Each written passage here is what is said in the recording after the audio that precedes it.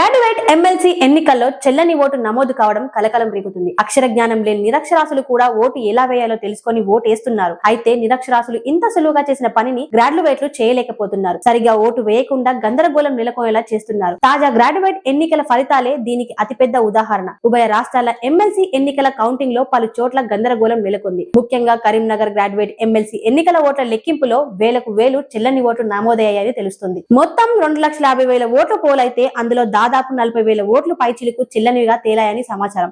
దీంతో అంతా షాక్ అవుతున్నారు. పట్టభద్రులై ఉండి ఓట్లు సరిగా వేయకపోవడం ఏంటని బిత్తరపోతున్నారు. ఇన్ని చదువులు చదువుకొని కనీసం ఓటు కూడా కరెక్ట్ గా వేయడం లేదు, ఇన్ని వేల ఓట్లు చెల్లకపోవడం ఏమిటని విస్మరాయానికి లోనవుతున్నారు. చెల్లని ఓట్లు భారీ కావడంతో అభ్యర్థులు టెన్షన్ పడుతున్నారు. అధికారుల అసలత్వమే దీనికి కారణమని, ఓటు అవేర్నెస్ సరిగా చేయకపోవడం వల్లే ఓట్లు వేసినా ఓట్లు చెల్లకుండా పోయాయని అంటున్నారు. ఈ విషయంపై ఐటీ పరిశ్రమల శాఖ మంత్రి దుద్దిల శ్రీధర్ బాబు ఆరా తీశారు. చెల్లని ఓట్ల గురించి తెలుసుకొని ఆయన షాక్ అయ్యారు. చదువుకున్న వారికి ఓటు ఎలా వేయాలో కూడా తెలియకపోవడం దురదృష్టకరం అని ఆయన అన్నారు. తగినంత పరిజ్ఞానం లేకపోవడం వల్లే నమోదయ్యాయని తెలుస్తోంది. పట్టభద్రుల అవగాహన లోపంతో ఎక్కువగా చెల్లని ఓట్లు నమోదయ్యాయని వినిపిస్తోంది. కొందరు బ్యాలెట్ పేపర్ల మీద రైట్ గుర్తు పెట్టగా కొందరు బ్యాలెట్ పేపర్ తిరగేసి అంకెలు వేశారు. చెల్లని ఓట్ల ఇష్యూ వల్ల గ్రాడ్యుయేట్ ఎమ్మెల్సీ కౌంటింగ్ లేట్ అవుతుందని సమాచారం. ఫలితాల్లో ఒక్క ఓటు కీలకమైన నేపథ్యంలో ఏకంగా వేలకు వేలు చెల్లని ఓట్లుగా తేలడంతో అభ్యర్థులకు ఏం చేయాలో అర్థం కావటం లేదు. చదువుకున్న వారు కనీసం ఓటు సరిగా వేయకపోవడం ఏంటి, అసలు వీళ్లను ఏమనాలి అంటూ ఈ విషయంపై సోషల్ మీడియాలో నెటిజన్లు సీరియస్ అవుతున్నారు.